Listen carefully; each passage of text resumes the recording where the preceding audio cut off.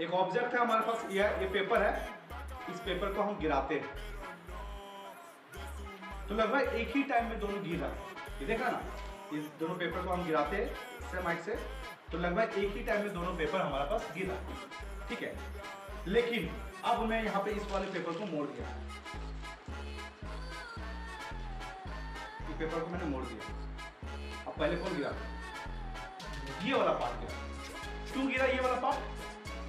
Actually क्या है कि ये जब नीचे की ओर गिरा है तो इसका ये सरफेस एरिया ज्यादा होने की वजह से जब ये नीचे की ओर जा रही है तो एयर इसको डिस्टर्ब कर रहा है, एयर रेजिस्ट कर रहा है, इसलिए ये थोड़ा स्लो मोशन में गिरा है। लेकिन ये वाले को अगर हमने इसे इस तरह से हमने गोल बना दिया हुआ, अब इसको अगर हम गिराएंगे तो इस पर आपका एयर रेजिस्टेंस उतना ज्यादा नहीं कर पा रहा है, इसलिए आपके पास गिर नहीं रहा। अब प्रॉब्लम क्या है यहाँ पे देखो, इसके ये जब गिराते हैं तो इस वाले का हम लोग अगर देखेंगे, इसको भी आपका जो अर्थ एक्सेशन ड्यू टू ग्रेविटी लगा रही है वो 9.8 लगा रही है और इस पे भी सेम टू सेम लगा रही है। आप देखते हैं ये दोनों वाले केस का बात करते हैं, इन दोनों एक साथ गिरा, दोनों एक साथ गिरा, देखो यहाँ पे देखते हैं दोनों एक साथ गिरा, इसके भी इस पे भी 9.8 लग रहा है और इस पे भी 9.8 लग रहा है। लेकिन क्या है कि इस पे आपका एयर का रेजिस्टेंस ज्यादा पड़ जाने की वजह से क्या होता है कि ये आपका स्लो मोशन में गिरेगा और ये वाला पार्ट आपके पास क्या है, इसका सरफेस एरिया कम हो जाने की वजह से इसका एयर का रेजिस्टेंस कम पड़ता है, इसकी वजह से आपके पास जल्दी से जल्दी गिर जाएगा।